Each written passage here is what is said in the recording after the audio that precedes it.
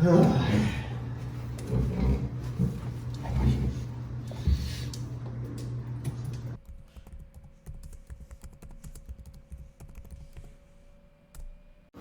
on, give me money.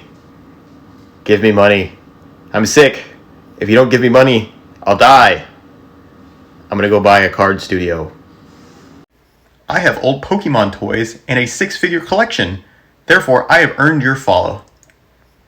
Have I told you I've met Leonhardt?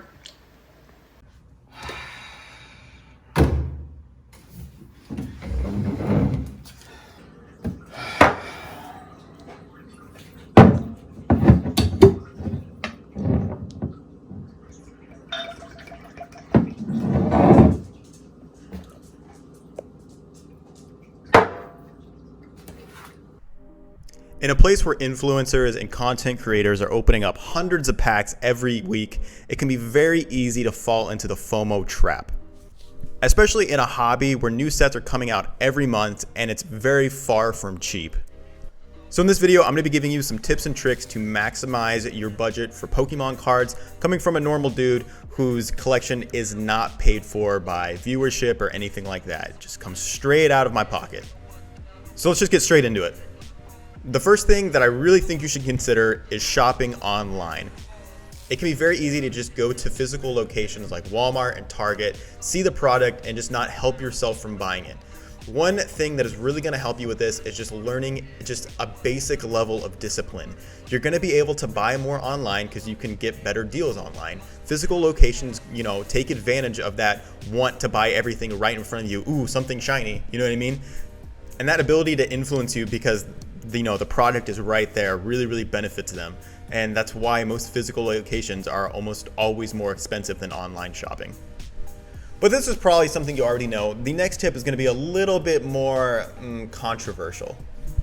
Instead of shopping around online for the best deal every time you want to buy something, find a place that you really like to shop at and just shop there. Loyalty goes a really long way in Pokemon, and it's not said enough, but things like in-store credit and points for buying things at a place really go a long way. Places like TCG Player or Game Nerds are online stores that give you back in-store credit when you make purchases. And like, for example, for me, I buy booster boxes a lot, and I bought 4 booster boxes and was able to get one for free just because I racked up enough points. The booster boxes I bought at the time might have not been the cheapest on the market, but it was the points they gave me that made up for that. So if you're shopping for modern or pretty common items, find a place that you like and keep shopping that place. Be loyal, and I promise you'll get rewarded for it. That being said, make sure you find a place that has good loyalty rewards. My next tip is to skip bad sets, man. There are bad sets. Like for me personally, Pokemon Go was a really bad set, and I wish that I would have skipped it more than I did. I didn't end up buying a ton of product from Pokemon Go as much as I, initially was planning on. And I'm happy I did that because I was able to funnel that money into other sets like Lost Origin or Evolving Skies. You don't need every new card that comes out. This comes back to the discipline thing. Skip the sets that are pretty mid and go for the sets that are amazing. Anyways, on to the next tip. Set a goal. It is much easier to attain something great when you have a plan for it. Most people think it's impossible to open vintage because it's so expensive. But I promise you, if you have a basic budget and a goal in mind, you can get there a lot faster than you think. How do you think that I'm able to open up vintage on my channel? I wanted to open up black and white for Christmas.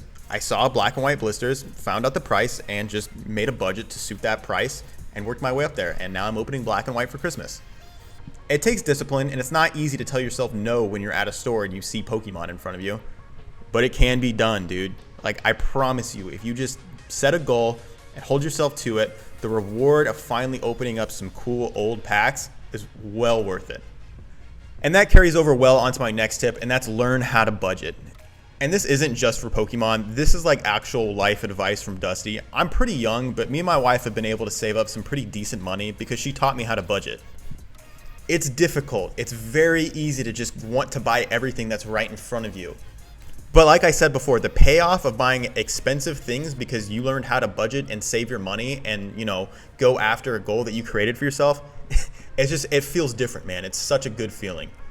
So learn how to budget, and it's actually a lot easier than you think. You can download things online that are like little budget sheets, and they help keep you accountable. And it's just a good feeling, man. Like I really recommend that to everybody. Learn how to budget, use it in your hobbies.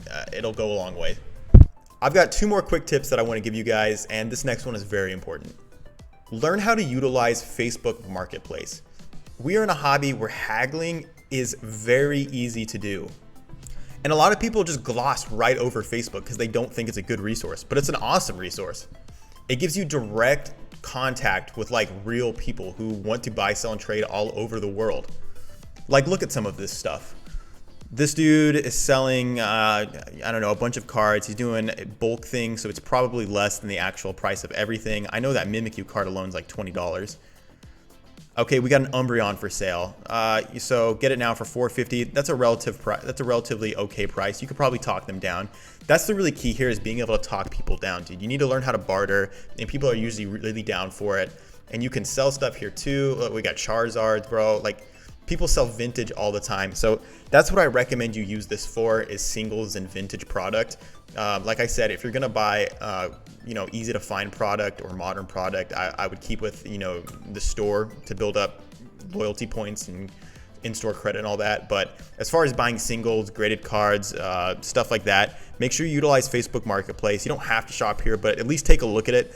And also always buy through goods and services. The seller should pay the goods and services fees, so if they don't want to pay that, tell them to go fuck themselves, and it should work out. They should want the sale more than not being willing to pay the goods and services fee. You know what I mean? All right, guys, and the last tip I have for you is buy booster boxes. It pains me to see people opening up a ton of single packs. It's just way cheaper to buy booster boxes overall. Like, for example, take Silver Tempest, the newest set to come out for English Pokemon. A booster box on TCG Player, it goes for $105. Let's check the single prices.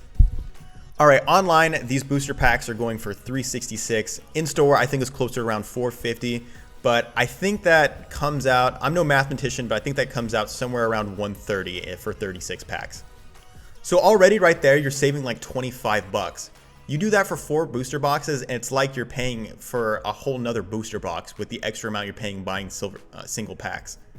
This comes back to the discipline thing, guys. A lot of people think that they can't afford booster boxes, but if you just stop buying all the extra shit, like these single packs, collection boxes, stuff like that only give you a few hits in trade of like promo cards and stuff like that, you'll be able to buy these booster boxes. Just, it might take you longer to save up for them, but the amount of packs you're going to get is going to, recoup that wait time. And on top of that, booster boxes have the best amount of pulls. I'm so tired of seeing people complain about not getting good pulls, but then I know that they're not opening booster boxes. Like, you have a level of guarantee that you're gonna get at least a decent pull in a booster box. So yeah, that's really all I got for you guys. Hopefully these tips are helpful. If anything, I hope you just take away that you need to learn some discipline if you're gonna, save money in this hobby. Hopefully you start utilizing things like TCG Player and, Game Nerds and other online stores, and Facebook Marketplace as well, especially if you're looking for vintage. And the last thing I want to say is make sure to use PayPal goods and services if you're buying online from other people. Protect yourself. Don't fall for scams. Friends and family is never necessary when you're paying online to another person. And with that, I hope you guys have a great rest of your week. Thank you for watching the vid, and I'll see you in the next one. Peace out, guys.